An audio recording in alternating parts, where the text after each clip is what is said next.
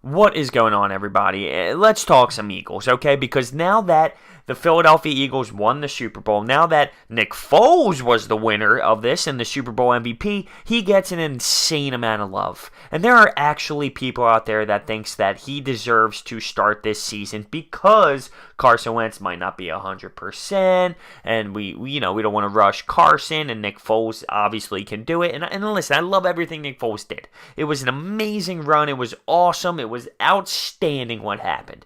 But he's not a legitimate Carson Wentz. Nick Foles is not a Carson Wentz. People think, this is a potential duel between Carson Wentz and Nick Foles, and that's just not the answer. If Carson Wentz is 100% and is told by the doctors you are 100%, you can go out there and play.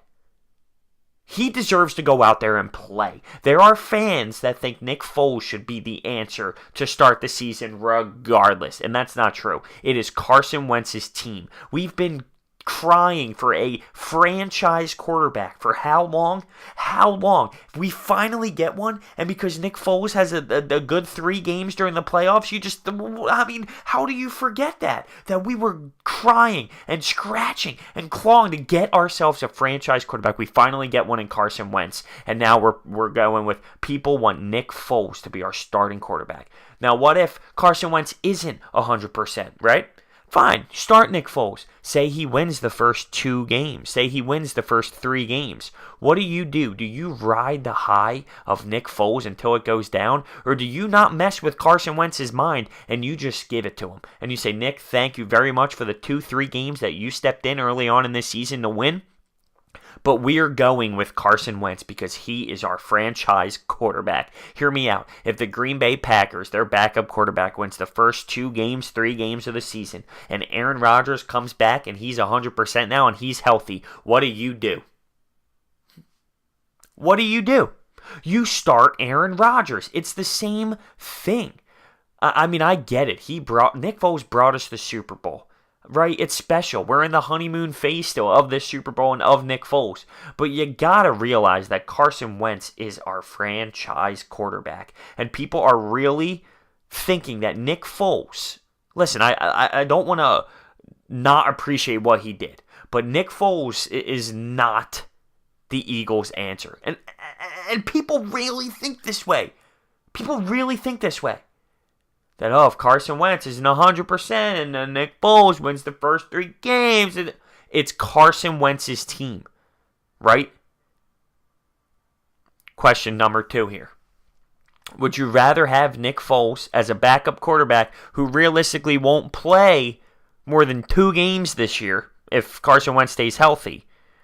Or would you rather would have rather traded him? This is saying not now. Obviously, it's set in stone that the guy's staying here. But I'm saying before the season, training camp started back in the offseason, would you rather trade him for a 2nd-round pick and get somebody like a linebacker that would play every single night? How valuable is Nick Foles is pretty much what I'm getting at. Because someone who's not going to play that much in Nick Foles, it's a win-win situation, but someone who's not going to play that much like Nick Foles, wouldn't you rather have a starting linebacker?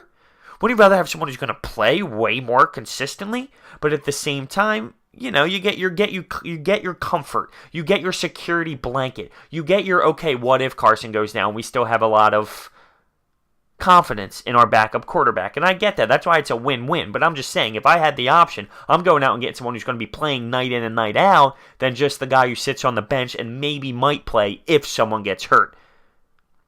That's just how I feel about it. You take away what Nick Foles did in the Super Bowl and think of it as another way. Because right now, we think of it as Nick Foles, the Super Bowl god, the legend, the man who did it all. And we got to realize that there's a lot more to it than just that. He's not going to be playing. It's Carson Wentz's team. I can't believe people are this fed up on it.